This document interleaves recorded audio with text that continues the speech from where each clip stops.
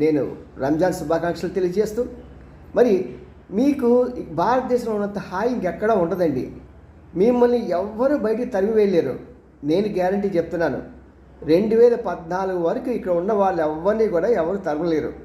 చాలామంది ఇప్పుడు మిమ్మల్నిగా తరిమేస్తారు, మిమ్మల్నిగా పంపించేస్తారు. ఎవరు ఏం చేయలేరండి. మీరు you are the part and parts of Indian. మీరు మా సహోదరులు, మాతో పాటు పుట్టారు, మాతో పాటు పెరిగారు, మాతో పాటు కలిసి చదువుకున్నాం.